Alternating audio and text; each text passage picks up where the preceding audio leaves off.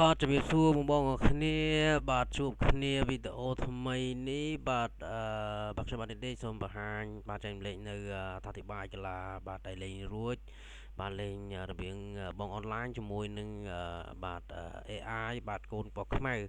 បាទនៅក្នុងរូបភាពនេះគឺវេនខ្មៅដើរហ្នឹងបងហើយក្នុងហ្គេមនេះគឺអ្នកលេងអនឡាញនេះគឺគាត់លេងបាទគាត់ស៊ូមែនទែនគឺគាត់ស៊ូជាមួយនឹងបាទកីឡា AI គាត់លេងហ៊ានប្រយុទ្ធណា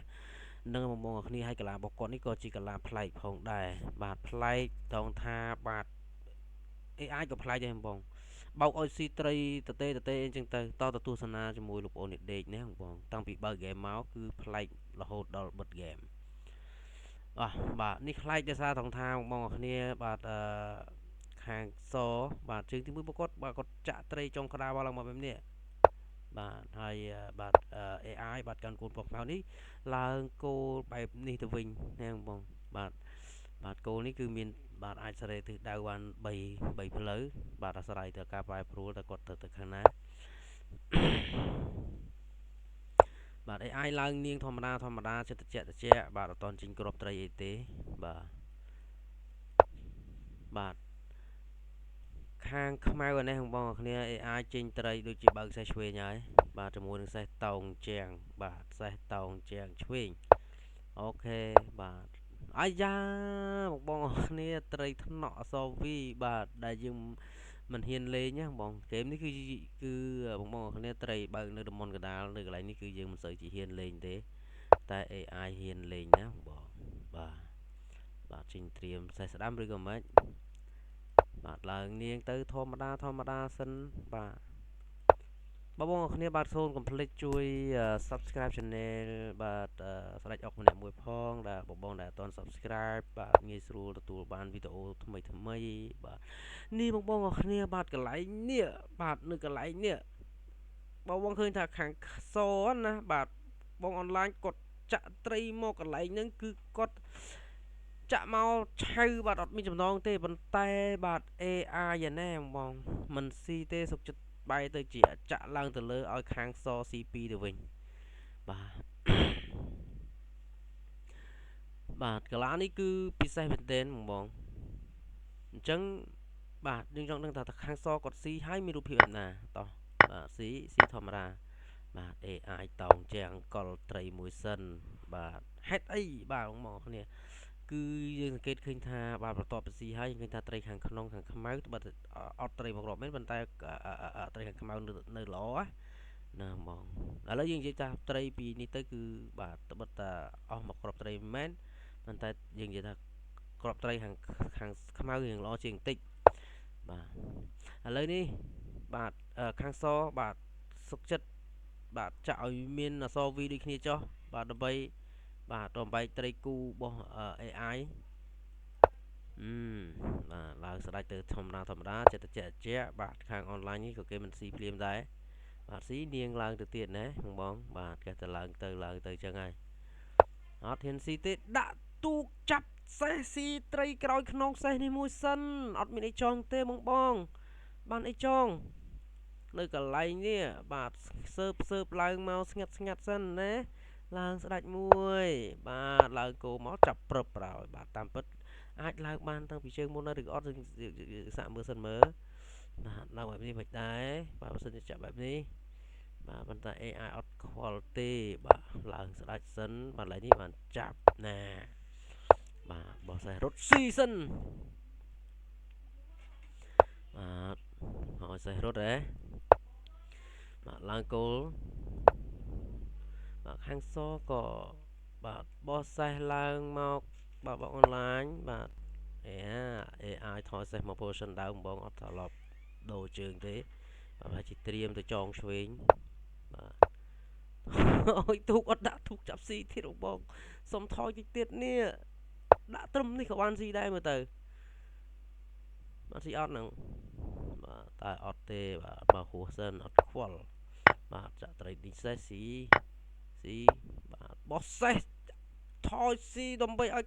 សចងសិនយកចនិញដើរបាទយកចនិញជើងដើរមុនបាទព្រោះសេះសក់ខ្មៅអត់ងាប់ទេបងបាទមានទីតាំងឈោ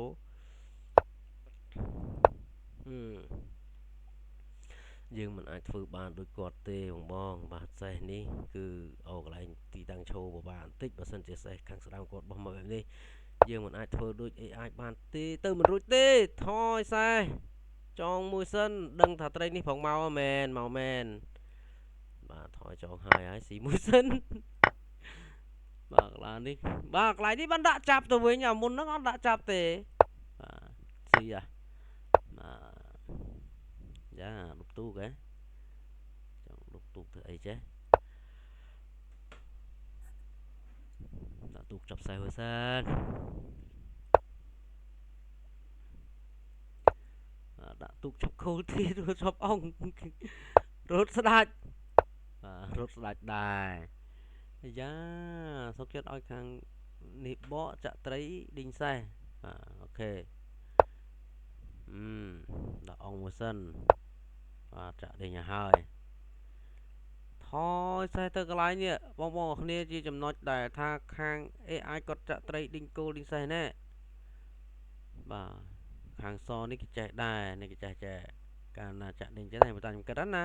បាទអាចនឹងបោះសេះឌីងទូកអីទៅដោយសារសិតអត់ចំណងណែបងត្រូវហ៎បាទអញ្ចឹងនៅពេលដែលទូកចងគ្នាគេនឹងកាត់មួយហើយយើងស៊ីតគេនឹងរត់គោលអូខេឥឡូវយើងឃើញថាបើសិនជាចាក់ហែកអញ្ចឹងគឺមិនល្អទេដោយសារតែសេះនេះថយត្រឡប់ទៅហែកទូកទាំងពីរអូខេបងប្អូនគ្នាកន្លែងនេះយើងសង្កេតឃើញថា AI ដើរបាទងាយមែនតើស៊ីឌីងគោលបាទកាង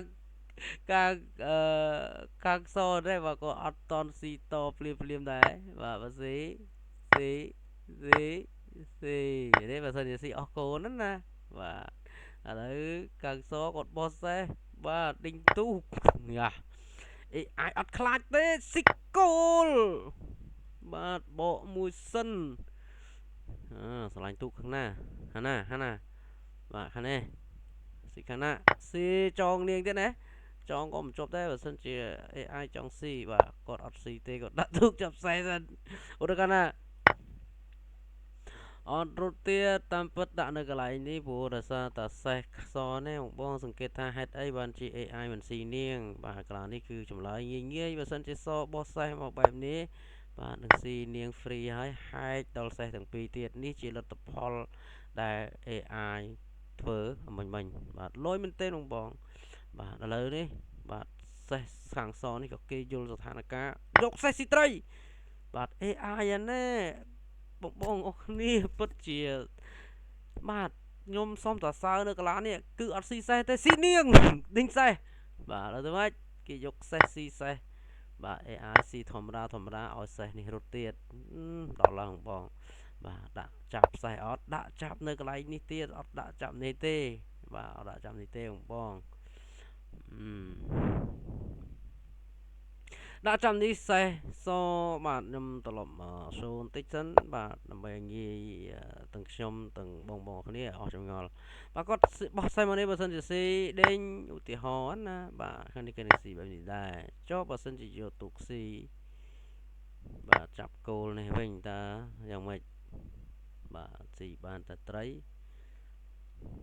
ឬក៏យ៉ាងណាបាទថយគោលឌីងទូក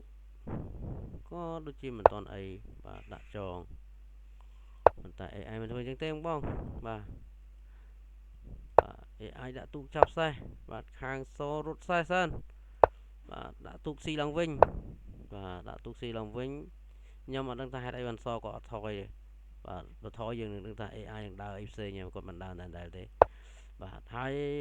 នៅពេលដែលថយគោលក៏ដាក់ទូកចាប់សេះនៅកន្លែងហ្នឹងបាទកាត់គោលទៀតណាស៊ីសិនឥឡូវយើងរាប់គ្រាប់តូតាល់សិនណាទូកជាទូកបាទគោលជាគោលបាទសេះបាទទូកនេះស៊ូជាមួយសេះនាងត្រីពីរគ្រាប់ឡើងសេះចាប់ស៊ីត្រីនេះមួយសិនបកអត់ឲ្យបកទៀតស៊ីអុកដាក់ត្រីឌីងគោលទៅហួសដាក់អង្គអត់ដាក់ទេបកសេះមកនេះវិញទៀតធ្វើអីបាទបងអុកមកគោមកសេះទៅនេះបាទបងអនឡាញអុកមុនសិនបាទថយត្រីបកដើម្បីកុំឲ្យសេះនេះអុកបាទឡើងគោលទៀតប៉ិតជាលយមែនទេបងបាទ យ៉ាដំណាក់កាលនេះគឺបាទខ្មៅស៊ីអត់បានទេបាទស៊ីនឹងសល់សេះអញ្ចឹងលោកគ្រូ AI ធ្វើម៉េចវាយមួយសេះបានស៊ីហ៎តែអត់វៃទេបោះសេះចាប់គោលស្មានកលាគាត់មិនត្រូវមែនបងបាទសេះចាប់គោលបាទឡើងគោមកបាំងទីនេះទីអត់បានស៊ីទៅបាទបោះសេះមកវិញអះបែកទូកលើបងអនឡាញបាទពិតជាសូម្បីខ្ញុំអ្នកអត្ថាធិប្បាយនេះមើលមកលងវិលក្បោកហើយបាទពិតជាខ្លាំងមែនមែននេះបានស៊ីតាមក្រោយអីយយពិតជាពូកែមែនមែនមកបាទរត់បាទរត់មាន3ជំរើសមកបបបាទតែខាងណាចេះបាទបើសិនជាទៅខាងនេះធ្វើម៉េចបាទអាចបោះសេះដេញទូកឬក៏បោះសេះមក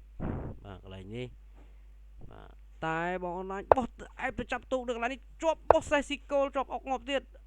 ដោះជើងទៀតថយគោលការអុកបាទយឺតទូកយ៉ាដាក់ទូកតទូកឲ្យកាត់អាវុធ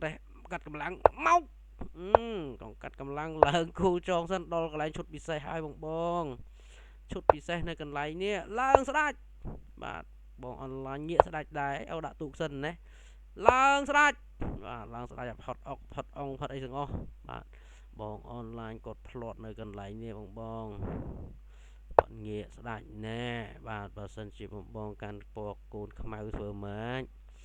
បាទបងនេះជាឈុតពិសេសអុកមកបាទកន្លែងនេះគឺមិនស៊ីគឺងាប់ហើយណាបងមានតែស៊ីសេះទេស៊ីសេះហាបាទមកបាទមានតែបិទទេលើជើងត្រីបាទងាប់បាទទូកមួយសម្រាប់ទូកពីរពិតជាខ្លាំងមែនមែនបងបាទបងប្អូនគ្នាបាទខ្ញុំសូមអធិស្ឋានចំពោះការថាអធិប្បាយនេះផងដែរបាទកាលនេះខ្ញុំមើលជក់ចិត្តវាថ្មីប្លែកហ្មងហើយបាទនឹងបងនេះជាវីដេអូបាទសម្រាប់ឡើងវិញនៃការលេងបងអនឡាញបាទជាមួយនឹង AI បាទសូមអរគុណសូមជម្រាបលាសូមជួយ Subscribe Channel អ្នកមួយផងបង